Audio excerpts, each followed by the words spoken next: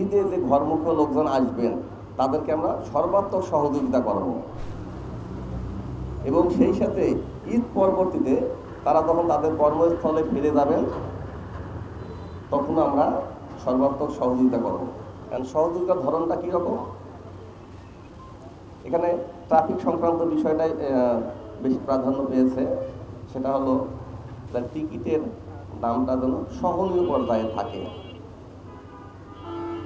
আমরা জানি প্রতি বছরে এই ঈদকে উপলক্ষ করে টিকিটের কালোবাজারি শুরু হয়। এই কালোবাজারিকে আমরা কঠোর হস্তে দমন করব। আপনারা আমাদেরকে তথ্য দেবেন, আমরা পুলিশ আছি, গোয়েন্দা পুলিশ আছে, ক্রাইম ডিভিশন আছে, ক্রাইম পুলিশ আছে, র্যাব আছে, আমরা আপনাদেরকে সহযোগিতা করব। এই ব্যাপারে আমাদেরকে শ্রমিক ইউনিয়ন এবং মোটর মালিক আমাদেরকে সহযোগিতা করার আশ্বাস দিয়েছেন। সাংবাদিক ভাইয়েরা এবং সাধারণ জনগণের পক্ষ থেকে আমরা আপনাদের কাছে তথ্য আশা করি। এখানে যাত্রী হয়রানির একটা বিষয় আসে, সেটা হলো শুধু দাম বাড়ানোটার বিষয়ে না, সেই সাথে যাত্রী নিয়ে টানাটানি শুরু হয়। যেগুলো বাসে টিকিট করা হয় সেগুলো বাদ দিয়ে যেগুলো রেগুলার বাস না, প্যাসেঞ্জার পাইলে তারা নিয়ে চলে যায়, সেই বাসগুলোতে যাত্রীকে নিয়ে টানাটানি শুরু হয়।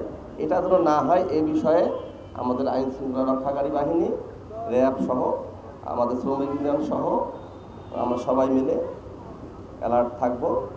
আপনারা শুধু আমাদেরকে সহযোগিতা করবেন, কোথায় কে এই বিষয়গুলো করে। থেকেও যারা বাইরে ঈদ করতে যাবেন তাদের বাড়িঘর তো ফাঁকা হয়ে যাবে, অনেকে বাড়িতে থাকবেন, তালা দিয়ে যাবেন। আপনাদের মাধ্যমে আমরা নিশ্চিত করতে চাই যে আমাদের টহল জোরদার হবে, আমাদের পুলিশের পক্ষ থেকে নজরদারি থাকবে। সেই সাথে আপনারা প্রচার করবেন যাতে যারা তার বাড়িঘরটা রেখে যাচ্ছেন উনি যেন ভালোভাবে তালাটা দিয়ে সব কিছু চেক করে তারা যেন যান।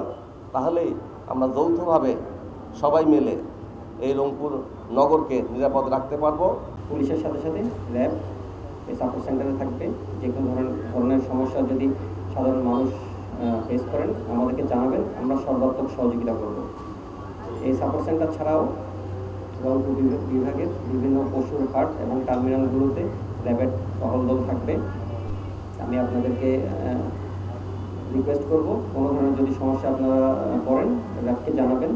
জাল টাকা সহ শনাক্তকরণ মেশিন সহ আমাদের টহল দল পশুর হাটগুলোতে থাকবে এবং সাধারণ জনগণকে সমস্ত ধরনের সহযোগিতা করবে।